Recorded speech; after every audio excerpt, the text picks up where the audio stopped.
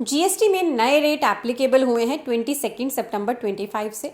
नए रेट्स की वजह से कुछ पर्सन्स के आइटम्स पर पहले रेट ज़्यादा लगता था जीएसटी का, अब कम लगने लगा है। उन पर्सन्स को ये कन्फ्यूजन है कि हमारा जो आईटीसी बचा हुआ है इलेक्ट्रॉनिक क्रेडिट लेजर में, क्या हम उसका रिफंड ले सकते हैं या नहीं। समझ रहे हैं 30 सेकेंड्स में। मेक श्योर करें शेयर एंड फॉलो ज़रूर कर लें। जीएसटी में ना एक कंसेप्ट है, इन्वर्टेड ड्यूटी स्ट्रक्चर। इस केस में होता क्या है, आपकी जो इनपुट है मान लीजिए वो है ए, उसका जीएसटी रेट है 18%, पर आपकी जो आउटपुट है वो हो जाती है बी। यानी आप मैन्युफैक्चरर हैं एक गुड्स के, ए से बी गुड बनाते हैं और फिर उसका जीएसटी रेट हो जाता है 5%। तो इस केस में गवर्नमेंट, क्योंकि आपकी इनपुट और आउटपुट दोनों अलग अलग हैं और उस पर जीएसटी रेट डिफरेंस की वजह से जो भी अक्यूमुलेशन है आईटीसी का, उसका रिफंड अलाउ करता है।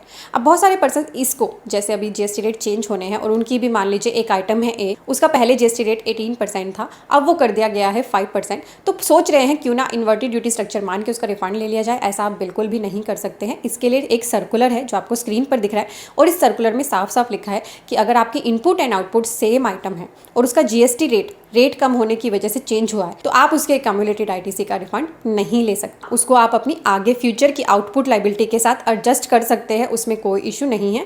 अब पर्सन को प्रॉब्लम वहाँ आती है जब उनका जीएसटी रेट सीधे एग्जाम्प्ट कर दिया, तो उस केस में आपको अपना आईटीसी रिवर्स करना पड़ेगा, इनपुट का भी और कैपिटल गुड्स का भी। कैपिटल गुड्स का जो क्वार्टर वाइज आपको रिवर्सल करना है, 60 मंथ्स की उनकी लाइफ मानी जाती है, 5% एवरी क्वार्टर का जो रिवर्सल है, जो रूल है हमारा कैपिटल गुड रिवर्सल का, उसके हिसाब से आपको अपने इनपुट टैक्स क्रेडिट को रिवर्स करना है। इसकी डिटेल्ड वीडियो सीए गुरुजी यूट्यूब चैनल पर, यूट्यूब पर जाएं, सीए गुरुजी सर्च करें, सब्सक्राइब बटन पे क्लिक कर लें, वीडियो सेक्शन में जाकर अपने लिए इंपॉर्टेंट वीडियोस को पिक करके जरूर देखें।